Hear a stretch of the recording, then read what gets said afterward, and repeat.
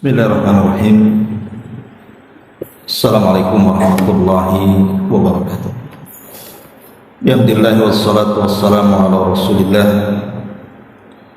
wa ala alihi wa sahbihi wa mawalah wa la hawla wa la quwwata illa billahi wa ba'd. Kita masih membahas tafsir singkat dari juz 29 Surah Al-Mursalat. A'udzu billahi minasyaitonir rajim. Bismillahirrahmanirrahim. Alam nuhlikil awwalin thumma nutbi'uhumul akhirin kadzalika naf'alu bil mujrimin wailun yawma idzin lil mukadzibin. Bukankah kami telah binasakan umat-umat terdahulu, lalu kami susulkan azab kami terhadap orang-orang yang datang kemudian. Demikianlah kami perlakukan orang-orang yang berdosa itu. Maka celakalah pada hari ini bagi mereka yang mendustakan kebenaran. Ma'asyiral muslimat yang dimuliakan Allah Subhanahu wa taala. Di sini Allah Subhanahu wa taala menjelaskan dan mengingatkan kepada kita tentang kehancuran dan kebinasaan umat-umat sebelum Islam. Tentu agar dijadikan ibrah dan pelajaran. Di dalam surah Al-Isra ayat 17 Allah mengatakan wa kam ahlakna minal quruni min ba'di nuhin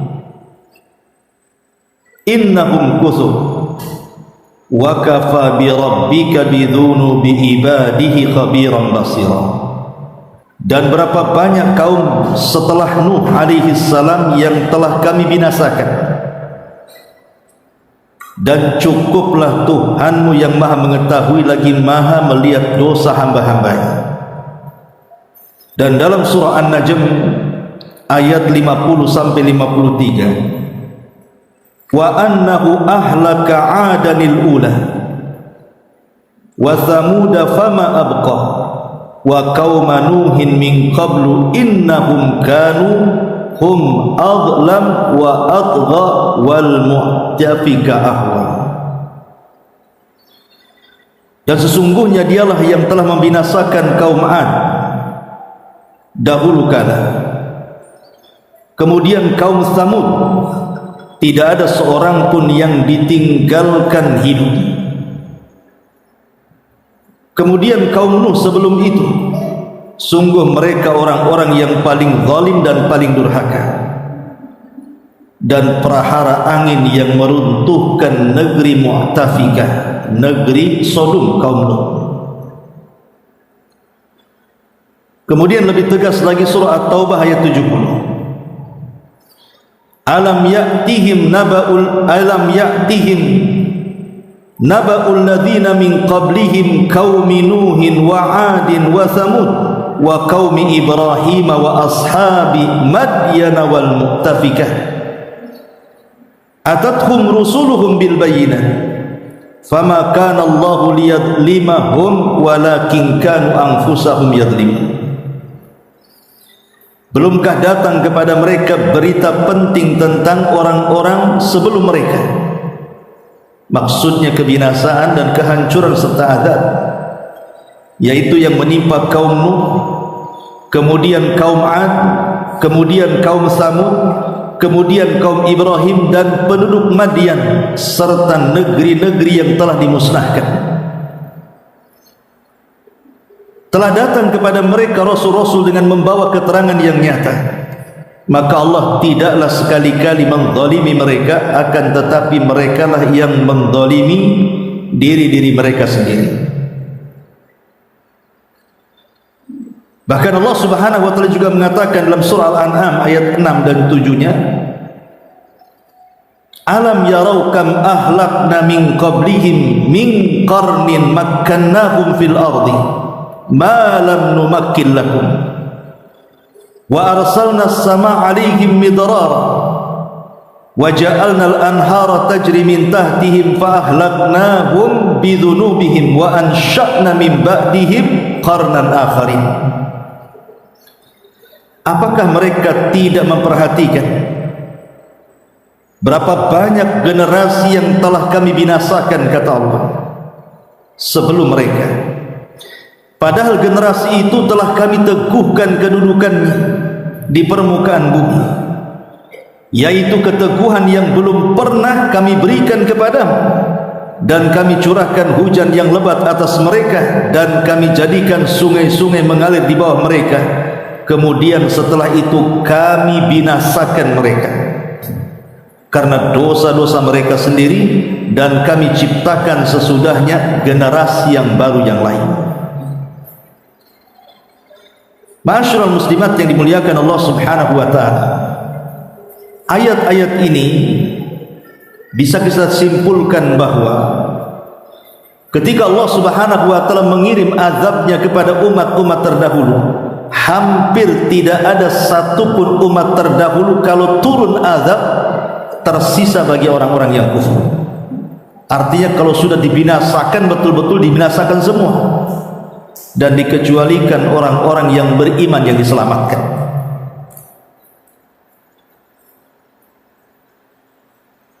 Dan kalau kita melihat macam-macam azab yang Allah turunkan itu bermacam ragam, dan itu dijelaskan di dalam surah Al-Ankabut ayat 40, bagaimana bentuk-bentuk azab yang Allah kirimkan itu. Allah mengatakan, fakullan akhadna bi dzambihi faminhum man arsalna alaihi hasiban wa minhum man akhadathu as-sayhatu wa minhum man khasafna bihi al-ardh wa minhum man aghraqna wa ma kana Allahu liyadhlimahum walakin kanu anfusahum yadhlimun. Maka masing-masing dari mereka kami azab karena dosa-dosanya. Di antara mereka ada yang kami timpakan kepadanya hujan batu kerikil. Di antara mereka ada yang ditimpa dengan suara yang menggelegar, yang mengguntur, dan ada yang kami benamkan ke dalam bumi, serta ada pula yang kami tenggelamkan di lautan. Allah sama sekali tidak hendak menzalimi mereka, akan tetapi merekalah yang melakukan kezaliman itu. Ma'asyiral muslimat yang dimuliakan Allah Subhanahu wa taala, kalau kita melihat sejarah kepada umat-umat dulu, baik dalam Al-Qur'an ataupun hadis-hadis Nabi sallallahu alaihi wasallam, maka azab yang pertama ditimpakan Allah kepada siapa? Kepada kaum. Inilah azab yang pertama kali Allah timpakan kepada kaum. Allah Subhanahu wa taala mengatakan dalam surah Al-Ankabut ayat 14 dan seterusnya, Allah mengatakan, walaqad arsalna nuhan ila qaumihi falabisa fihim alfa sanatin illa khamsina ama fa akhadhahum at-tufan wa hum zalimun fa anjaynahu wa ashabas safinati wa ja'alnaha ayatan lil alamin. Dan sungguh kami telah mengutus Nuh kepada kaumnya, maka ia tinggal di antara mereka selama 1000 tahun dikurangi 50 tahun, artinya 950 tahun. Maka mereka ditimpa banjir besar yang diiringi dengan angin tufan, dan mereka adalah orang-orang yang zalim. Maka kami selamatkan Nuh dan para penumpang bahtera itu, dan kami jadikan peristiwa itu pelajaran bagi semua umat manusia setelahnya. Di zaman Nabi Nuh alaihi salatu wassalam, disitulah awal terjadi maksiat besar sepanjang kehidupan manusia. Apa itu? Kesyirikan. Karena dari zaman Adam ke zaman Nabi Nuh itu tidak ada kesyirikan. Padahal dari zaman Adam ke Nuh itu jaraknya sekitar 10 kurun. Satu kurun itu 1000 tahun. Artinya satu kurun itu 100 tahun. Berarti kalau 10 kurun berarti 1000 tahun jarak antara Nuh ke Adam itu. Jadi selama 10 kurun itu tidak ada kesyirikan sama sekali. Baru di zaman Nuh itu telah terjadi kesyirikan ketika kemudian kaumnya Nuh menyembah satu keluarga orang-orang saleh yang bernama Wad, yang disebutkan dalam Al-Quran itu, la tadarunna waddan wala suwa'an wala yaghutha wa ya'uqa wa nasra. Itu satu keluarga itu, Wad, Suwa, Yaghus, Ya'uq, Nasr, itu orang-orang saleh, satu keluarga. Lah ketika orang-orang saleh ini meninggal dunia, maka kaumnya kehilangan orang-orang saleh ini karena tidak ada orang saleh lain masalahnya. Akhirnya kemudian iblis pun datang menggoda mereka untuk membuat patung. Lah patung itu kemudian belakangan disembah. Itulah kesyirikan pertama. Dari sini Allah Subhanahu wa taala utus Nuh kepada mereka untuk meluruskan tauhid. Makanya Nuh itu disebut awal rasul. Dia orang yang pertama kali jadi rasul. Kalau Adam kan nabi, dia bukan rasul. Karena diutus kepada kaum yang sudah mulai bertentangan akidahnya. Tetapi selama itu Nuh berjuang untuk menegakkan tauhid 950 tahun, tidak ada kaumnya yang beriman kecuali sedikit. Ada yang mengatakan setiap 20 tahun dapat satu. Jadi walaupun 950 tahun ya tidak banyak pengikut. Hanya anak-anaknya saja kecuali Kan'an yang kufur, dan juga istrinya yang kufur kepada Allah Azza wa Jalla. Lah ketika kemudian kaumnya merasa gerah dengan dakwahan Nabi Nuh agar mereka mentauhidkan Allah, mulailah kemudian mereka melakukan intimidasi sampai mereka hendak membunuh Nuh alaihi salam. Maka Nuh berdoa kepada Allah Subhanahu wa taala, fada'a rabbahu inni maghlubun fantasir. Maka disebutkan dalam surah Al-Qamar ayat 10 dan seterusnya itu, maka Nuh mengadu kepada Allah, kepada Rabbnya, bahwa aku adalah orang-orang yang akan dikalahkan, oleh sebab itu selamatkan aku ya Rabb. Ingat Bu, setiap para nabi itu punya doa mustajab. Tetapi doa mustajab itu sebagai doa pamungkas para nabi, mereka mengeluarkan doa itu di dunia, kecuali Nabi. Maka Nabi SAW tidak mengeluarkan doa pamungkas dan akan dikeluarkan kelak di akhir setelah kematian pada hari kiamat sebagai syafaatul uzma yang akan diberikan kepada seluruh umat manusia. Lah salah satu doa-doa pamungkas para nabi adalah meminta kehancuran kepada kaum. Lah Nuh meminta kehancuran kepada kaum. Salah satunya Nuh mengatakan, Rabbi la tadhar minal alal ardi minal kafirina dayyara. Ya Rabb, jangan kau sisakan di permukaan bumi itu satu jiwa pun orang kafir. Artinya binasakan mereka semua.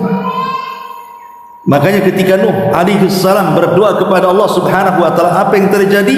Fa fatahna abwabas samai bima'in munhamir wa fatahna wa fajjarna al-arda uyunan faltaqal ma ala amrin qad qudir wa hamalnahu ala dhatil alwahi wa dusur tajri bi a'yunina liman kana kufir.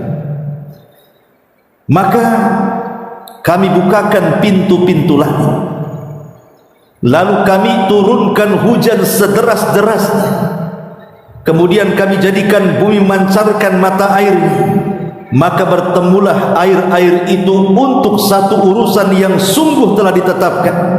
Dan kami angkut Nuh ke atas bahtera yang terbuat dari papan dan paku, yang berlayar dengan pemeliharaan kami sebagai balasan bagi orang-orang yang ingkar kepada Nuh alaihi salam. Inilah adab yang pertama, dikirim banjir yang sangat besar karena gabungan air laut dan air langit. Mereka digabungkan jadi satu, air yang ada di bumi dengan air yang ada di langit itu digabungkan jadi satu, akhirnya menjadi banjir bandang yang sangat besar diiringi tufan. angin yang sangat dahsyat. Makanya tidak ada yang selamat pada azab itu. Satu jiwa pun tidak ada yang selamat kecuali Nuh dan orang-orang yang di perahunya. Maka dari situlah cikal bakal umat manusia, termasuk kita ini. Jadi kita ini keturunan orang-orang yang ada di perahunya Nuh. Karena tidak ada manusia di zaman itu kecuali di perahunya itu saja. Dari putra-putra Nuh yang 3 itu, Ham, Syam dan juga Yafis. Disitulah umat manusia berkembang. Makanya Nuh disebut bapak manusia kedua setelah Adam. Nah, setelah tragedi ini dan zaman pun berlalu, kemudian umat manusia mulai tumbuh banyak dari turunan Nuh alaihi salatu wassalam. Akhirnya kemudian sampailah mereka kufur kembali. Tentu di belakang mereka iblis. Datanglah sebuah kaum yang belum pernah Allah ciptakan sebelumnya. Karena kuat-kuat kaum ini, disebut kaum Ad. Itu kuat-kuat dan kreatif. Saking kreatifnya gunung-gunung itu dipahat dengan manual, dibuat istana-istana, dibuat pila-pila, dibuat rumah-rumah megah, tapi bukan untuk ditinggali. Bahasanya rumah singgah saja. Kayak ibu tempatnya di Puskopkar tapi punya rumah di Sukajadi, ya sekali-kali nginep di sana gitu. Hanya untuk main-main saja. Makanya Allah mengatakan lam yukhlaq mithlahu fil bilad. Tidak ada kaum seperti ini sebelum diciptakan Allah. Saking besar-besar badannya, kemudian kreatif, kuat-kuat. Masalahnya mereka kaum yang sombong. Diutus kepada kaum Ad, siapa? Hud alaihi salam. Allah Subhanahu wa taala berfirman, ketika kemudian Nabi Allah Hud alaihi salatu wasallam mendakwai mereka. Semua para nabi pasti mendakwahkan tauhid. Karena Allah yang mengatakan, "Wa laqad ba'atsna fi kulli ummatir rasulan an ibudullaha wajtanibu taghut." Tidaklah kami utus tiap-tiap umat ini seorang rasul, tugas mereka adalah menyerukan kepada manusia sembahlah Allah dan jauhi sesembahan selain daripada Allah alias tauhid. Jadi Hud ini berusaha untuk menyampaikan tauhid kepada mereka.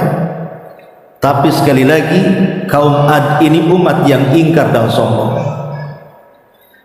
Maka ketika itu Allah Subhanahu wa taala kirim azab kepada mereka. Apa azabnya? Allah sebutkan dalam surah Fussilat ayat 16. Fa arsalna alaihim rihan sarsaran fi ayyamin nahisati liyudhikuhum atau liyudhikahum azabal khizyi fil hayatid dunya wala adzabul akhirati akhza wa hum la yunsarun. Maka kami meniupkan angin yang amat bergemuruh kepada mereka dalam beberapa hari yang siang. Maksudnya ketika Allah Subhanahu wa taala menimpakan kepada kaum Ad itu paceklik yang berkepanjangan, sehingga banyak orang yang mati kelaparan, baik manusia ataupun hewan-hewan. Maka mereka meminta kepada Allah Subhanahu wa taala untuk dikirimkan hujan. Maka Allah kirim kepada mereka awan hitam pekat sekali. Dikiranya awan hitam itu kayak kita lah, kalau seandainya kalau sudah ada awan hitam, sudah teduh gelap gitu, dipastikan hujan. Lah mereka menyangka bahwa di balik awan itu ada hujan. Jadi semua manusia yang di rumah-rumah mereka itu mendekati awan itu. Mereka tidak paham bahwa di balik awan itu ada angin yang menggemuruh. Rupanya angin itu turun di balik awan dan menyedot seluruh yang ada di permukaan bumi. Tidak rumah, tidak pohon, manusia semua terbang ke atas. Dan tidak ada yang tersisa manusia kecuali terbangkan ke langit dengan angin itu. Kemudian sampai di langit, mereka ditabrakkan satu dengan yang lainnya. Kita tidak bisa bayangkan macam mana mereka disiksa di atas langit. Sab'ata layalin wa thamaniyata ayyam. Bayangkan 8 hari 7 malam di atas. 8 hari 7 malam di atas diputar-putar, tabrak-tabrakan satu dengan yang lainnya. Makanya Allah Subhanahu wa taala mengatakan dalam surah Al-Haqqah, ayat 7 itu Allah mengatakan wasakharnaha alaihim sab'a layalin wa thamaniyata ayyamin husuma fataral qauma fiha sar'a ka'annahum a'jazu nakhlin khawiyah. Dan Allah Subhanahu wa taala telah menundukkan kepada mereka, kemudian kami menimpakan angin itu yang sudah ditundukkan Allah kepada mereka kaum Ad selama 7 malam 8 hari, dan itu terus menerus. Maka kami lihat kaum Ad pada waktu itu mati bergelimpangan, jatuh seolah-olah mereka tunggul-tunggul pohon kurma yang kosong dari dahan-dahannya. Karena kaum Ad itu kan besar-besar, ya. Jadi kalau seandainya kemudian Allah hempaskan dari langit itu, kepalanya duluan di bawah, itu bisa nancap di bumi itu, seperti tunggul-tunggul kurma. Makanya Allah mengatakan tudammiru kulla syai'in bi amri rabbiha fa asbahu la yura illa masakinuhum kadzalika najzil qaumal mujrimin. Dalam surah Al-Ahqaf-nya 25 Allah mengatakan yang menghancurkan segala sesuatu dengan perintah Tuhannya, maka jadilah mereka tidak ada yang kelihatan lagi kecuali bekas-bekas tempat tinggal mereka saja. Demikianlah kami berikan balasan kepada kaum yang melakukan dosa. Maka ketika itu Allah Subhanahu wa taala selamatkan Nabi Allah Hud dan orang-orang yang tidak banyak bersama Hud untuk keluar daripada negeri itu. Rupanya setelah kemudian kaum Ad dibinasakan, tidak ada yang tersisa kecuali yang beriman, maka Hud pun kemudian membuat generasi baru dari kaumnya. Mereka beriman kepada Allah Azza wa Jalla. Tapi setelah Hud meninggal, kemudian berlalunya waktu, iblis datang lagi menggoda turunan mereka. Akhirnya datang lagi kaum yang sangat ingkar yang disebut dengan Tsamud. Tsamud diutus kepada mereka Nabi Allah Saleh alaihi salam. Nabi Allah Saleh alaihi salatu wassalam dikenal di kaumnya itu orang terpandang, orang mulia. Mereka tahu dari kecil sampai dewasa sampai diangkat jadi nabi. Bahkan mereka menggadang-gadangkan Nabi Saleh itu menjadi pemimpin mereka karena kecerdasannya. Tapi ketika Allah pilih Nabi Allah Saleh menjadi nabi dan rasul untuk mendakwahi kaum Tsamud, tiba-tiba kaum Tsamud ingkar kepada Nabi Allah Saleh dan mengatakan, ya Saleh, kalau engkau seorang nabi pasti punya mukjizat, keluarkan unta dari batu ini gitu. Mereka meminta mengeluarkan unta dari batu. Kenapa dari batu? Karena mereka tukang pahat batu masalahnya. Jadi mukjizatnya itu kalau bisa dari batu.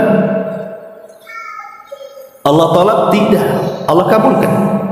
Keluar dari batu itu, tiba-tiba batu belah, keluar unta Usyara. Usyara itu unta bunting 10 bulan yang siap melahirkan. Akhirnya kemudian setelah mereka menyaksikan mukjizat Nabi Allah Saleh pun tidak beriman kepada Allah Azza wa Jalla. A'anzartahum am lam tunzirhum la yu'minun. Kau beri peringatan ataupun tidak, tetap saja mereka tidak beriman. Lah mukjizat yang sangat besar berupa unta. Bagaimana unta tidak besar mukjizat ini? Air susunya bisa memberikan minum jumlah kabilah yang banyak. Lah satu kabilah ini bisa ribuan orangnya, tapi mencukupi dengan air susu unta itu untuk mereka. Tapi mereka tidak bersyukur. Mereka justru menentang Nabi Allah Saleh alaihi salatu wassalam, sampai kemudian muncul seorang laki-laki namanya Kidar ibn Salih. Kidar ibn Salih. Dan juga satu laki-laki lainnya namanya Mihraj ibn Mahya, dan mengajak 9 yang lainnya untuk membunuh unta Nabi Saleh. Akhirnya terjadilah pembunuhan itu. Karena mereka sudah membunuh unta, artinya ini sudah membinasakan mukjizat Allah. Maka Allah murka. Mulailah kemudian mereka diazab dengan azab 3 hari. Hari pertama tiba-tiba badan mereka melemah, tidak bisa apa-apa, lunglai kayak orang stroke, tidak bisa bangun dari tempat-tempat tidur mereka. Hari kedua mata mereka memerah, dan hari ketiga mereka menggali kuburan mereka sendiri. Setelah 3 hari Allah kirim malaikat Jibril, kemudian berteriak dengan satu kali teriakan, fa asbahu fi darihim jasimin, maka jasad-jasad mereka bergelimpangan di rumah-rumah mereka. Itulah azabnya kaum Samud. Allah katakan, wa akhadal ladina zalamu sayhatu fa asbahu fi darihim jathimin. Dalam surah Hud Allah mengatakan ayat ke-67-nya, kemudian suara yang mengguntur itu menimpa orang-orang zalim sehingga mereka mati bergelimpangan di rumah-rumah mereka. Ma'asyiral muslimat yang dimuliakan Allah Subhanahu wa taala, lah kaum 'Ad dan kaum Tsamud ini mereka adalah orang-orang Arab. Karena nabi-nabi Arab itu ada berapa? Ada 4. Dimulai dari Nabi Allah Hud, kemudian Nabi Allah Saleh, kemudian disusul dengan Syuaib, dan yang terakhir Nabi kita Muhammad SAW. Ini disebut Nabi Arab. Artinya peristiwanya di Arab. Tapi di sana kebanyakan para nabi itu adalah dari nabi-nabi Bani Israel. Kita beralih kepada nabi-nabi Bani Israel. Karena jarak antara kehancuran kaum 'Ad dan kaum Tsamud tidak jauh daripada jarak diutusnya Ibrahim alaihi salatu wassalam, atau boleh jadi mungkin sezaman. Lah Nabi Allah Ibrahim alaihi salatu wassalam diberikan oleh Allah Subhanahu wa taala ujian dengan seorang raja yang sangat zalim sekali. Siapa? Namrud. Satu di antara 4 raja penguasa dunia. Ketika terjadi pembakaran di mana Ibrahim dibakar hidup-hidup, tetapi Allah takdirkan selamat karena Allah katakan kepada api, kul ya naru kuni bardan wa salaman ala Ibrahim, jadilah api kau dingin dan selamatkan Ibrahim. Maka ketika Ibrahim dibakar tidak terbakar ini menjadi isu dunia. Mungkin zaman sekarang viral, kok ada orang dibakar gak mati. Sampai kepada Namrud beritanya, sementara Namrud itu mengaku Tuhan. Ada yang mengatakan dialah orang yang pertama kali mempelajari sihir menurut kisah Israiliyat. Kok ada orang yang dibakar hidup-hidup gak mati, saya ingin ketemu dengan dia. Akhirnya kemudian dipertemukanlah Ibrahim dengan Namrud, terjadilah dialog. Sebutkan dalam surah Al-Baqarah ayat 258, alam tara ilal ladzi haja Ibrahim fi rabbih an atahu Allahul mulka id qala Ibrahim rabbiyal ladzi yuhyi wa yumiit qala ana uhyi wa umiit qala Ibrahim fa inna Allaha ya'ti bisyamsi minal masyriq fa'ti biha minal maghrib fa buhital ladzi kafar wallahu la yahdil qaumadh dhalimin. Tidakkah kau lihat orang yang mendebat Ibrahim tentang Tuhan? Ketika Allah memberikan kekuasaan kepadanya, Ibrahim berkata kepada Namrud, Rabbku yang menghidupkan dan yang mematikan. Karena ketika itu Namrud kan bertanya, dari mana kesaktianmu? Saya ingin belajar. Kok kamu dibakar, kok nggak apa-apa gitu. Maka Ibrahim mengatakan, yang memberikan kesaktian itu Allah. Siapa Allah itu? Maka Ibrahim mengatakan, dialah yang menghidupkan dan mematikan. Kata Namrud, kalau menghidupkan mematikan aku pun bisa, katanya. Tolong pengawal datangkan 2 orang dari penjara, ambilkan pedang, kemudian dibunuh 1, dilepas 1. Lihat, aku bisa menghidupkan orang ini dan bisa mematikan orang ini. Sebenarnya kan bukan itu, semua orang bisa kalau begitu. Tetapi Ibrahim tidak mau memperpanjang soal perdebatan ini, sebab kalau dia mengatakan bukan begitu maksudnya, bisa saja kemudian dia jadi percontohan kan gitu, nanti dia dibunuh pula sama Namrud.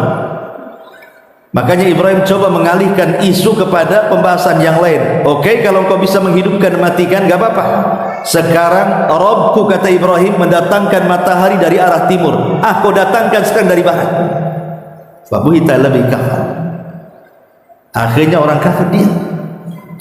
Lah ketika kemudian Namrud terus aja menentang Ibrahim, akhirnya Ibrahim pun harus hijrah ke Haran, kemudian dari Haran ke Palestina, dari Palestina ke Mesir, dari Mesir balik lagi ke Palestina, kemudian sampai ke Mekah gitu ya. Akhirnya Allah Subhanahu wa taala mengadab Namrud dengan cara apa? Karena dia sangat zalim mengaku Tuhan. Allah utus satu tentaranya berupa apa? Ba'udah, nyamuk.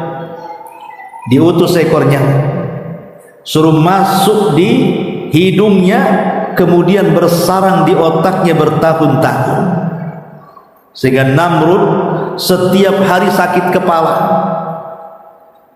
Kalau sakit kepala diambil sandal dipukulnya kepala, tapi nyamuk itu tidak mati-mati di otak itu. Allah sudah kuasakan seperti itu tentaranya, sampai akhirnya karena setiap hari dipukul kepalanya, akhirnya mati juga dia. Nah, coba ibu tiap hari pukul kepala, apa mati lama-lama? Bertahun-tahun pukul kepala, karena ada musir nyamuk dalam otaknya itu. Mana sekarang yang mengatakan uhyi wa umit, saya bisa menghidupkan dan matikan? Mati juga dengan nyamuk. Ya. Ma'asyiral muslimin wal ma'asyiral muslimat yang dimuliakan Allah Azza wa Jalla, tidak jauh dari kisah Namrud ada kisah Lut alaihi salam dengan Sodomnya. Karena Lut itu masih keluarga Ibrahim. Nabi Lut itu anak paman daripada Ibrahim, artinya Lut dengan Ibrahim itu keponakan. Nabi Lut itu keponakan Ibrahim. Lah ketika kemudian Lut juga diajak hijrah oleh Ibrahim ke Haran, setelah dari Haran kemudian Ibrahim ke Palestina, maka Lut itulah orang yang pertama beriman kepada Ibrahim. Sampai di Palestina, maka Ibrahim setelah Allah mengutus Lut jadi nabi, meminta agar Lut berdakwah di tempat lain, jangan sama dia, cari areal baru untuk berdakwah. Maka Lut pun diutus ke negeri Sodom, negeri yang terdapat 160 desa. Itu disebut negeri Sodom, 160 desa. Lut diutus di situ. Rupanya negeri Sodom itu yang terdiri pada 160 desa itu, mereka terjangkit penyakit yang belum pernah ada sebelumnya. Apa itu? Homoseksual dan lesbi. Lesbi ini datang belakangan, karena sebelumnya terjadi homoseksual dulu, laki-laki suka laki-laki, akhirnya perempuan sudah tidak disukai, akhirnya perempuan suka perempuan lah jadinya. Dari homoseksual menjadi lesbi, disingkat LGBT lah sekarang ya, panjangannya. Lah disitulah kemudian Lut berusaha meluruskan akhlak mereka. Selain daripada mengajak tauhid, juga berusaha meluruskan akhlak mereka. Sampai Lut menawarkan wanita-wanita banyak. Ini anakku juga wanita, anak-anak orang lain yang wanita banyak. Tapi mereka menolak. Justru semakin hari Lut mendakwai mereka, mereka justru malah mengatakan innakum qaumun yatatahharun. Lut, kau ini pura-pura suci saja, kau dikasih laki-laki tampan pun kau juga mau, katanya. Lebih kurang ajar itu sama Nabi. Dan yang lebih kurang ajar lagi istrinya lagi. Justru istrinya Lut kufur kepada Lut dan bekerja sama dengan preman pasar. Kalau ada tamu laki-laki, istrinya cemburu, seolah-olah Lut suka laki-laki, dikontaknya preman pasar. Dengan cara apa? Zaman itu tidak ada handphone, Bu. Kalau zaman sekarang enak lah, ada tamu, ya, kata premannya OTW gitu. Nah, zaman dulu mana ada? Caranya apa? Ambil kayu bakar, kemudian dibakar di belakang rumah, maka asapnya mengepul. Setiap ada asap dari rumah Lut itu berarti preman tahu tuh, oh di situ ada tamu laki-laki, kita culik, kita perkosa, katanya. Satu hari Allah mengutus 3 malaikat, Jibril, Mikail dan Malakul Maut, dalam bentuk laki-laki tampan, karena kaum Sodom suka yang tampan-tampan. Akhirnya kemudian setelah mereka bertamu ke rumah Ibrahim dan menghabarkan bahwa Ibrahim akan punya anak dari Sarah namanya Ishak, dan akan punya cucu namanya Yakub, dan Ibrahim akan ketemu dengan anak dan cucunya sebelum meninggal, maka mereka pun berangkat ke Sodom. Putri Lut itu senantiasa berjaga-jaga di perbatasan. Kalau ada orang lewat, maka putrinya akan mengatakan mau kemana? Oh, mau ke rumah Lut, jangan, kalau bisa jangan. Putrinya yang beriman itu melarang orang itu bertamu karena tahu konsekuensinya, bisa diculik, diperkosa, dibunuh ya. Tetapi karena dia tidak tahu kalau tamu ini jelmaan malaikat, memaksa, nggak apa-apa, kami yang bertanggung jawab kan.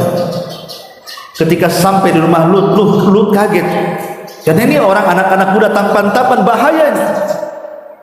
Akhirnya disembunyikan tamu-tamu itu. Ya bagaimanapun istri ada di rumah, kalau ada tamu dia tahu. Makanya dia membuat sinyal bakaran, kemudian membumbung asapnya. Preman-preman dari pasar pada datang. Di sini ada tamu. Mereka datang, preman-preman mengepung rumah Lut untuk memberikan 3 tamu itu. Mereka tidak tahu itu jelmaan malaikat. Maka tamu-tamu itu mengatakan kepada Lut, setelah Lut berusaha untuk menjaga mereka, tapi apalah daya, kekuatan di luar lebih kuat. Lut mengatakan, inilah yang bisa aku tolong.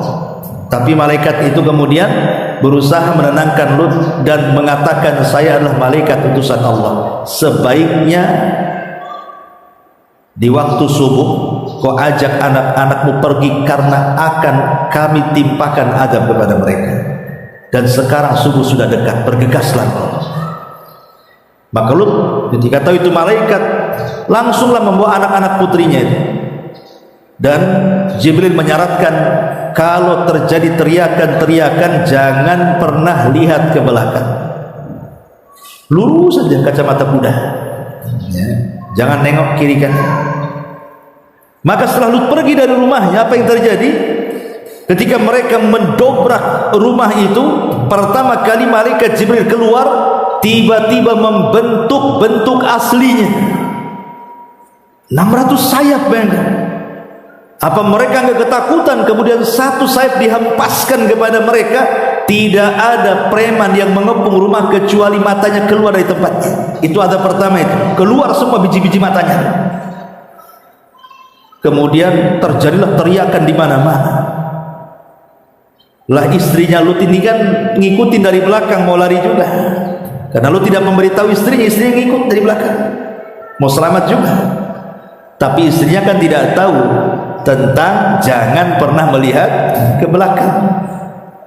Ketika istri melihat ke belakang, matanya pun keluar dari tempatnya, butanya kemana-mana, tidak tahu lagi harus kemana.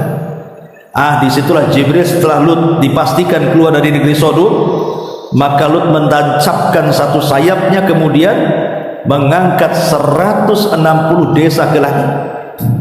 Kemudian dihujani meteor, mati di atas langit, kemudian dihempaskan ke bumi, dan mereka seperti mangkok, dan sekarang jadi laut mati.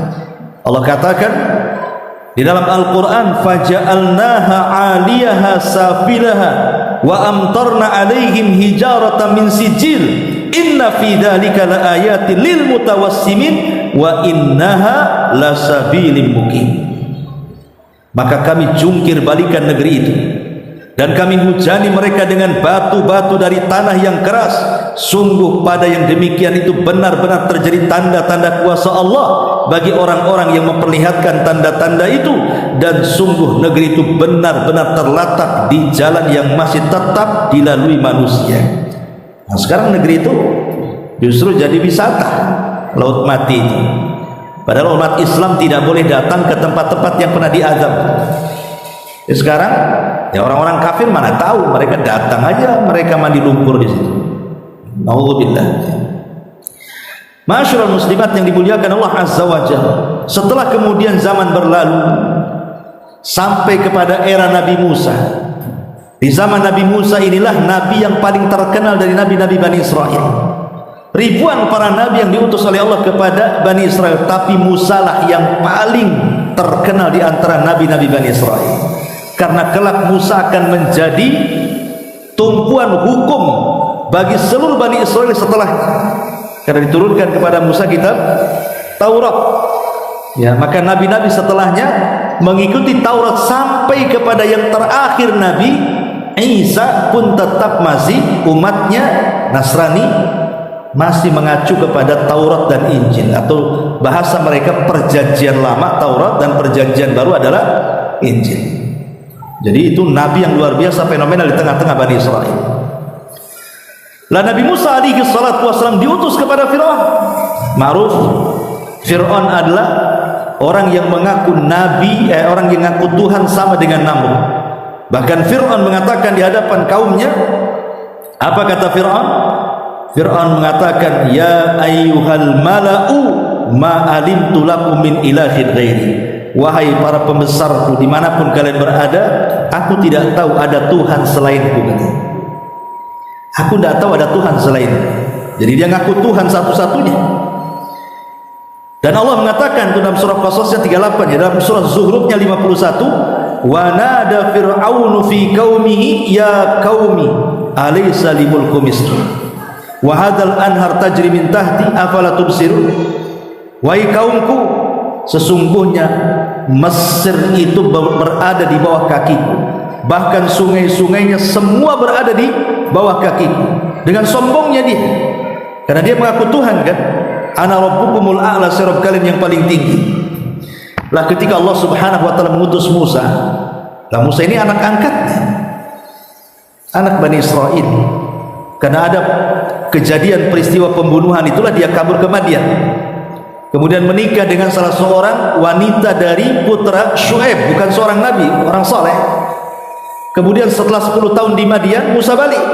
Disitulah Musa diangkat jadi nabi dan rasul untuk mendakwai Fir'aun, dan diberikan mukjizat oleh Allah Azza wa Jalla. Tapi Fir'aun sama dengan orang-orang kafir sebelumnya, tidak menerima dakwah Nabi Musa, justru menentang, bahkan mengajak duel dengan tukang-tukang sihir.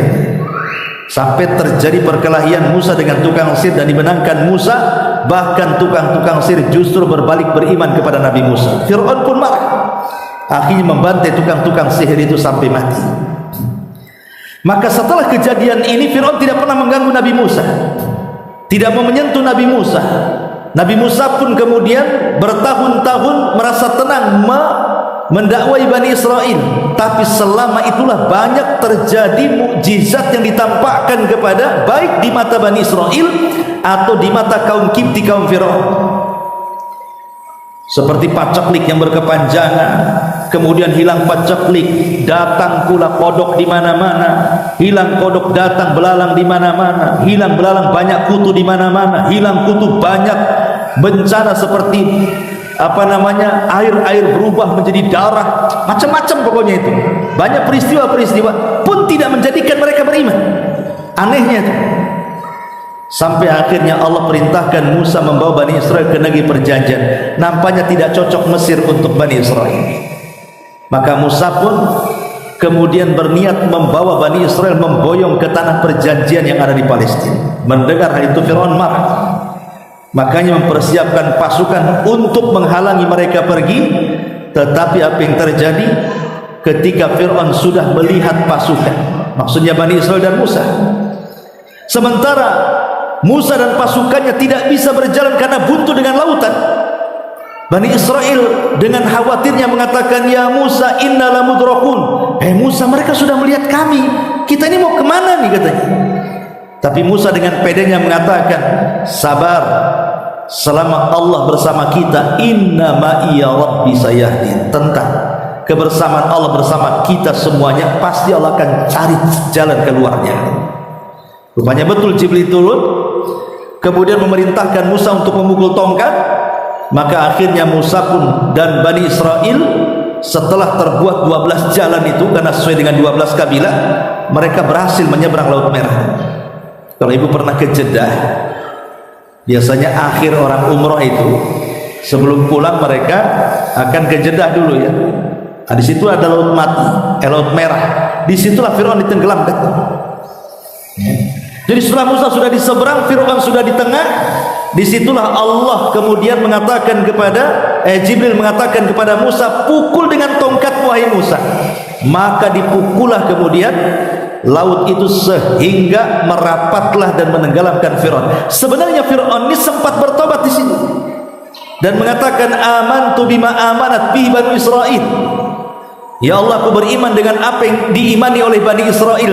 Tapi apalah guna, nyawa sudah ditenggorokan, percuma tobatnya, pintu tobat sudah tertutup kalau sudah nyawa ditenggorokan. Maka Jibril datang, khawatir Allah merahmati Fir'aun, diambilnya tanah yang liat, dimasukkan disupelkan ke mulutnya. Karena jangan sampai terus Fir'aun memelas kepada Allah, akhirnya Allah merahmati dia. Orang seperti ini tidak layak dirahmati. Makanya Jibril masukkan tanah ke dalam mulutnya. Subhanallah. Itulah orang sekeji Fir'aun. Mereka dibinasakan dengan cara ditenggelamkan oleh Allah Azza wa Jalla. Lain Fir'aun di zaman Nabi Musa, lain pula Qarun. Qarun masih di zaman Nabi Musa. Ma'ruf kisah Qarun. Tidak ada manusia yang paling kaya dari zaman ke zaman yang diceritakan kisahnya tidak oleh umat Islam, tidak umat Yahudi, tidak umat Kristen, kecuali kisah Qarun.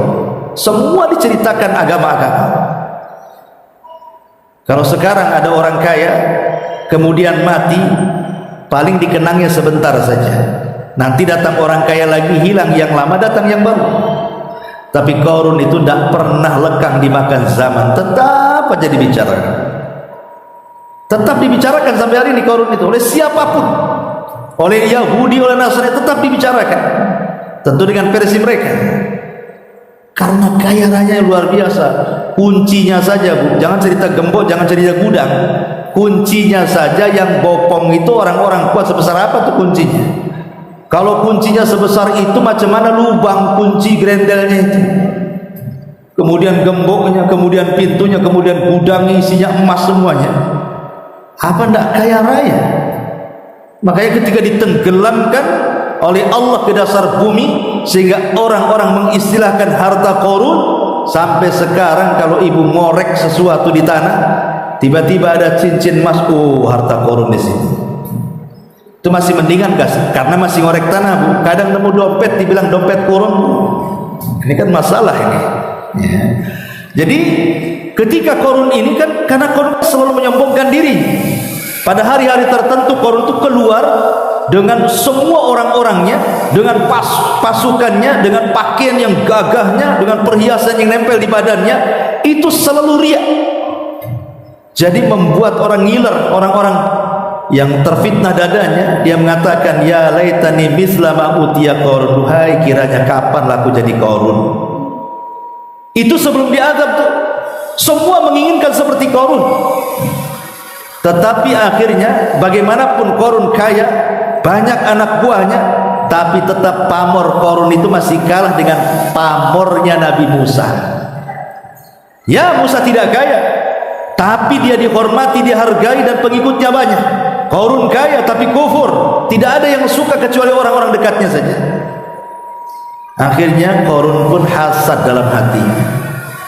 Kenapa orang itu masih menghormati si Musa? Kenapa tidak menghormati saya? Dibuatlah politik makar. Qarun hendak memakar Nabi Musa dengan cara apa? Mematikan karakternya. Dia menyewa seorang pelacur. Kemudian dia mengatakan, nanti kukumpulkan manusia, saya akan undang Musa, kau tinggal ngomong aku berzina dengan Nabi Musa, ku bayar berapapun kau mau. Betul. Qarun membuat acara, manusia diundangnya, termasuk Musa diundang. Setelah Nabi Musa diundang, Qarun melirik wanita itu supaya menjerit-jerit bahwa dia dizinahi Nabi Musa dan hamil, dan Musa harus tanggung jawab. Ketika dapat lirikan, Qarun paham wanita itu. Ketika hampir berteriak, entah kenapa, kadang-kadang dia melihat wajah Musa, kadang-kadang melihat wajah Qarun. Allah turunkan kasihan dalam hatinya. Masa orang bersalah mau dituduh-tuduh, katanya. Entah kenapa wanita itu berbalik dan mengatakan, tiba-tiba berteriak, aku disuruh Qarun, katanya. La ilaha illallah. Apa enggak emosi Nabi Musa saja? Hendak membuat makar, tiba-tiba wanitanya mengatakan, aku disuruh Qarun dibayar sekian untuk membunuh Nabi Musa. Apa enggak Bani Israel marah? Maka dari sini Musa alaihi salatu wasallam berdoa kepada Allah.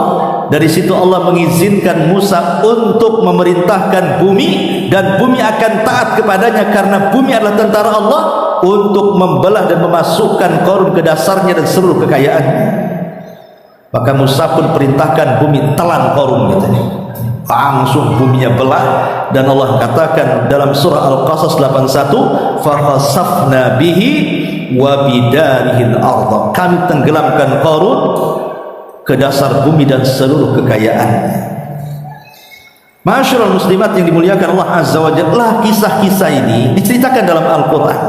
Makanya Allah Subhanahu wa Ta'ala mengatakan di dalam ayat 16 surah Al-Mursalat ini, alam nuhlikil awwalin, bukankah telah kami binasakan umat-umat terdahulu, summa nutbi'uhumul akhirin, lalu kami susul azab kami terhadap orang-orang yang akan datang kemudian.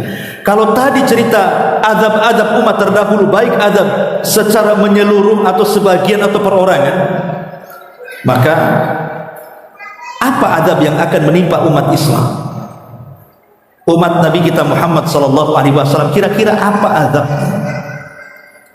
Ma'asyiral muslimat yang dimuliakan Allah Subhanahu wa Ta'ala, Allah mengatakan dalam Al-Quran, inna arsalnaka rahmatan lil alamin, inna arsalnaka illa rahmatan lil alamin, tidaklah kami utus engkau ya Muhammad melainkan aku jadikan engkau sebagai rahmat bagi semesta alam. Lah salah satu rahmat bagi orang-orang kafir diutusnya Rasul, di mana orang kafir dari mereka tidak akan diazab dan dibinasakan seperti umat-umat terdahulu. Ya, akan terjadi azab, tapi tidak menyeluruh. Jadi di antara diutusnya Rasul itu menjadi rahmat bagi orang, bukan orang-orang iman beriman saja, orang kafir pun mendapatkan rahmat. Salah satu rahmatnya tadi, mereka tidak diazab seperti kaum Ad, kaum Nuh, kaum Samud, kaum Mu'tafikah atau kaum Sodom, tidak. Ya, mungkin azabnya mungkin di sini, di sana, tidak menyeluruh. Makanya hadis Nabi sallallahu alaihi wasallam mengatakan dalam hadis yang dikeluarkan At-Tirmidzi dan disahihkan oleh Syekh Nasiruddin Al-Albani dari Ummul Mukminin Aisyah radhiyallahu anha, apa kata Rasul? Yakunu fi akhir hadhil ummati, akan terjadi di akhir umat ini, khasfun wa mashun wa qadfun. Khasfun itu kalau diarahkan ke langit itu disebut gerhana, maka ada salat khusuf. Tapi kalau diarahkan ke bumi itu artinya gempa. Jadi akan terjadi banyak gempa di tengah-tengah kaum muslimin. Dan sudah terbukti di negeri kita saja hari-hari gempa. Sekarang aja ada gempa. Bahkan diprediksi Pulau Jawa tenggelam gara-gara gempa katanya. Ya. Gempa. Inilah umat Islam. Umat Muhammad SAW akan dikirim azab juga berupa gempa. Dan biasanya kenapa setelah ada gerhana biasanya disusul dengan gempa? Karena dalam bahasa Arab gempa dengan gerhana itu sama. Khosfun itu artinya kalau ke langit gempa, kalau ke bumi kalau ke langit gerhana, kalau ke bumi gempa. Nah, hati-hati kalau sudah ada gerhana, itu ada saja gempa. Kemudian yang kedua, wa mashun. Mashun itu artinya manusia dirubah. Kalau dulu di zaman Bani Israel betul-betul dirubah jadi kera dan babi, hidup 3 hari kemudian dibinasakan. Tapi tentu bagi umat Muhammad tidak akan dirubah wajah mereka seperti kera dan babi, tetapi yang dirubah seperti kera dan babi adalah hati-hatinya. Wajahnya wajah manusia, tapi hatinya seperti binatang. Dan itu banyak orang yang tidak punya rahmat sama sekali kepada manusia, banyak sekali. Kemudian yang ketiga, wa qadfun, angin, segala jenis angin, angin puting beliung, angin tufan, angin tornado yang membawa kerikil dan pasir sehingga menerbang-nerbangkan, bukan hanya pasir, kerikil, atap rumah aja diterbangkan dia. Lah ini bagian daripada azab yang akan dikirim kepada umat Islam. Sahabat bertanya Rasul, kapan itu terjadi? 3 azab ini kapan terjadi? Terjadinya banyaknya gempa, hati-hati manusia seperti binatang, kemudian juga banyak angin yang membahayakan, banjir bandang di mana-mana. Kira-kira kapan terjadinya? Kata Nabi SAW, idza dhaharatil qiyan, kalau sudah muncul para biduan wanita, artis-artis, penyanyi-penyanyi, Ini kalau sudah banyak artis, penyanyi-penyanyi, biduan-biduan yang melalaikan manusia dari zikrullah, menyeret manusia kepada kemaksiatan, mabuk, zina dan yang semacamnya. Ini mulai akan terjadi ini 3 perkara ini. Dan sekarang artis-artis di mana-mana. Bahkan orang awam menghayal ingin seperti artis. Bahkan ada orang yang anaknya ingin jadi artis. Waktu hamil setiap hari nenteng radio lagu dangdut supaya anaknya jadi penyanyi dangdut. Nanti keluar suruh nyanyi, masukkan sekolah nyanyi, dan begitu seterusnya. Naudzubillah.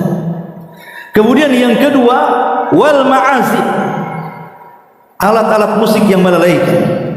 Dan yang ketiga, wasyuribatil khumur, dan khomer-khomer yang mulai diperjualbelikan dan dikonsumsi secara bebas. Dan sekarang khomer sudah jadi minuman, sudah jadi makanan pun. Karena sekarang banyak masak itu pakai alkohol lagi. Buat apa masak pakai alkohol coba? Nggak pakai alkohol juga jadi kok. Oh begini teorinya Ustaz, itu alkohol nih kalau kemudian dimasukkan ke kuali dalam panas tertentu itu jadi 0% itu katanya, hilang juga. Iya, tapi Anda tuangkan di situ. Masalahnya bukan masalah 0%-nya, Anda tuangkan jelas-jelas di situ. Hati-hati Bu. Makanan-makanan enak ini di Batam rata-rata pakai alkohol. Kalau masuk restoran, masuk apa kan? Maka cermat, jangan hanya dimakan saja makanan itu, tapi lihat juga, karena Allah yang mengatakan fal yangduril insanu ila ta'ami, hendaklah manusia pandang tuh makanan itu halal ke haram, ya, jangan main makan saja, ya. Ini diantara ini lah, tentu dari azab-azab yang akan ditimpakan ini.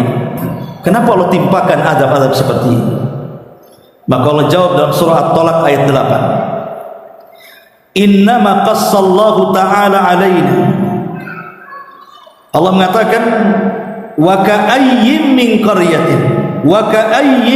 qaryatin atat an amri rabbiha wa rusulihi fahasabnaha hisaban syadida wa adzabnaha adzaban nukra fadhaqat wabala amriha wa kana akibatu amriha khusra a'addallahu lahum adzaban syadida fattaqullah ya ulil albab alladzina amanu qad anzalallahu ilaikum dzikra. Dan berapa banyak penduduk negeri yang mendurhakai perintah Allah dan Rasulnya. Kami hisab penduduk negeri itu dengan hisab yang keras, dan kami azab mereka dengan azab yang mengerikan. Maka mereka merasakan akibat yang buruk dari perbuatan mereka, dan adalah akibat perbuatan mereka sangat merugikan dengan kerugian yang besar. Allah menyediakan bagi mereka azab yang keras. Maka bertakwalah kepada Allah, hai orang-orang yang punya akal, yaitu orang-orang yang beriman. Sesungguhnya Allah telah menurunkan peringatan kepada. Berarti dari ayat ini kita tahu diceritakannya azab-azab umat terdahulu oleh Allah Subhanahu wa taala, dan azab yang akan menimpa umat manusia terutama Islam setelahnya, itu semua menjadi bahan renungan dan pelajaran. Karena biasanya azab yang ditimpakan hari ini itu warisan azab yang ditimpakan kepada umat terdahulu, sebagaimana dosa yang banyak dilakukan hari ini itu juga dosa warisan dari umat-umat terdahulu. Sebutkan dosa apa yang ada hari ini, umat dulu juga sama dosanya. Sebutkan azab yang terjadi hari ini, umat dulu telah mendahuluinya. Banjir, umat dulu ada banjir. Gempa, umat dulu ada gempa. Tsunami, umat dulu ada tsunami. Angin yang sangat membahayakan, umat dulu juga ada. Semua dosa dan azab itu warisan dari umat-umat sebelum kita. Makanya di sini Allah Subhanahu wa taala menjelaskan alam nuhlikil awwalin summa nutbi'uhumul akhirin, kemudian kadzalika naf'alu bil mujrimin, demikianlah kami perlakukan orang-orang yang berbuat dosa itu. Dari sini kita pahami tidak mungkin Allah mengirim sebuah azab kecuali karena dosa. Itu saja kesimpulannya. Oh tidak, Gempa itu baik tektonik atau vulkanik itu karena bergesernya lempengan di bawah laut dan di bawah gunung katanya, maka terjadi gempa. Ya, itu sebabnya. Tapi sebab itu ada yang menyebabkannya. Di atas sebab itu ada musabbib, ada yang menciptakan sebab. Lempengan itu sebab saja. Pertanyaan, siapa yang menciptakan sebab itu? Allah yang menciptakan lempengan, yang menggerakkan lempengan itu. Kenapa Allah gerakkan? Sehingga terjadi gempa yang maha dahsyat di Aceh, di Lombok, di Jogja, dan di beberapa tempat itu. Kalau kita mengacu kepada surah Al-Mursalat ini, berarti apa? Sebabnya karena mereka melakukan dosa itu saja sebenarnya. Adapun ya, penyebab lempengan itu penyebab kecil, tapi lebih daripada itu penyebab terbesar kenapa Allah turunkan azab itu sekali lagi karena dosa. Karena Allah yang mengatakan walau anna ahlal qura amanu wattaqau lafatahna alaihim barakatin minas sama'i wal ard walakin kadzabu fa akhadnahum bima kanu yaksibun. Kalaulah penduduk negeri itu mau beriman dan bertakwa, la fatahna alaihim barakatin minas sama'i wal ard, kami bukakan loh berkah dari pintu langit dan bumi itu. Walakin kadzabu, tapi mereka mendustakan. Fa aqadnahum, maka kami azab mereka bima kanu yaksibun, atas perbuatan dosa yang mereka lakukan. Maka dari sini jangan pernah merasa aman dari azab Allah. Karena orang-orang yang berdosa itu merasa aman dari azab Allah, seolah mereka tidak akan diazab. Ya. Dan kalau kita mengacu pada hadis Nabi SAW, banyak sebab-sebab itu yang menjadikan azab itu turun. Dan itu dikumpulkan dalam sebuah hadis. Ketika Nabi SAW menceramahi orang-orang muhajirin, khusus orang muhajirin, kata Nabi SAW, ya ma'syaral muhajirin, khamsun idza tulitum bihinna wa a'udzu billahi an tudrikuhun. Hei muhajirin, awas jangan sampai 5 perkara menimpa kalian. Kalau sampai menimpa kalian, aku berlindung kepada Allah, jangan sampai menimpa kalian. Kemudian Rasul mengatakan, lam tadharil fahishatu fi qaumin qad hatta yu'linu biha illa fasha fihim ta'un wal auja allati lam takun madat fi aslafihim alladhina madat. Pertama, tidaklah sebuah fahisyah perzinahan menyebar di mana-mana dan dilakukan secara terang-terangan. Sekarang praktek-praktek perzinahan, lokalisasi dan yang semacamnya itu sudah terang-terangan, ada tempatnya, ada jamnya, bahkan dilindungi penguasa, dilindungi preman-preman, naudzubillah. Bahkan bukan offline, sudah online lagi, bahkan pakai COD lagi, naudzubillah. Ya, zaman sekarang apa yang terjadi? Yang terjadi adalah Allah akan kirimkan penyakit, yang penyakit ini belum pernah terjadi di zaman Nabi. Penyakit apa? Penyakit AIDS. Di zaman Nabi nggak ada, di zaman sekarang ada, dan sampai hari ini belum ada obatnya. Kalau penangkalnya mungkin, tapi mengobati secara total nggak ada. Kalau memang sudah ada, dijual di apotek-apotek itu, mana ada? Padahal pakar-pakar dunia sudah berkumpul mencari dan meneliti penyakit ini berasal dari mana dan apa obatnya. Kita katakan percuma, nggak usah berkumpul kalian di situ, nggak usah rapat di situ, karena yang ada perangi, yang Anda perangi bukan penyakit, tapi yang Anda perangi adalah zat yang membuat penyakit. Kalau ingin tidak terkena, jauhi zina, selesai. Sebenarnya selesai kan? Tutup lokalisasi, selesai, nggak ada penyakit itu. Lah dengan masih terbukanya lokalisasinya, penyakit di mana-mana. Anda sedang memerangi Allah. Seandainya ditakdirkan ada obat penyakit AIDS, tetap Allah kirim tentara lain, bakteri yang lain, justru akan menimbulkan penyakit yang mungkin lebih dahsyat daripada AIDS. Tidak tahu. Ya. Nah ini penyebabnya adalah dengan tersebarnya maksiat perzinahan. Yang kedua, walam yanqusul mikyala wal mizan illa ukhidu bisinin wa syiddatil maunati wal jawri sultani alaihi. Ketika orang-orang pasar sudah mulai mengurang-urang takaran, mengurang-urang timbangan, mengurang-urang meteran, mengurang-urang, semua dikurang-kurang, diganjal-ganjal, dipotong-potong meterannya. Ini kalau sudah curang dalam dagang, Allah akan kirimkan 3 azab sekaligus. 1, Allah akan kirimkan paceklik walaupun hujan tidak menyuburkan. Yang kedua, Allah akan dikirimkan kepada umat manusia kesusahan ekonomi, pengangguran di mana-mana, sulit cari kerja. Dan yang terakhir, Allah akan kirimkan para penguasa zalim yang mengambil hak rakyatnya, memperkaya diri dan keluarganya, rakyatnya miskin gak apa-apa. Sebenarnya ini tiga-tiganya ada di negeri kita. Tiga-tiganya ada di negeri kita. Paceklik, lihat Jawa kalau sudah kekeringan itu retak di mana-mana jalan, sawah-sawah, ladang-ladang nggak bisa ditanam. Kalau Batam ini, alhamdulillah hujan terus-terusan, tapi pula tanah boksit. Coba kalau ditukar tanah Jawa dengan tanah Batam, jadi sorga Batam ini. Tapi itulah kelebihannya dan kekurangannya. Di sini kelebihan hujan, tanah pula tak bagus, di sana tanah bagus, tak ada hujan pula, gitu maksudnya. Itulah Allah kadang-kadang berikan hal-hal yang memang di sini kekurangan, di sana kelebihan.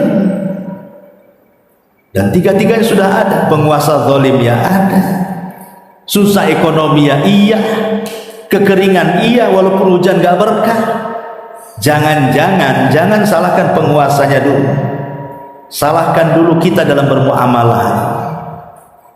Boleh jadi mungkin ya dagangnya curang-curang. Itu yang menyebabkan kemudian akhirnya Allah kirimkan 3 perkara ini. Coba kalau pada jujur-jujur orang pasar, bisa jadi Allah subhanahu wa ta'ala mengirimkan kepada kita pemimpin yang baik. Kemudian yang ketiga, walam yanqusul mikyala walam yamna'uz zakata amwalihim illa muni'ul qatra minas sama' walaulal bahaim lam yumtir.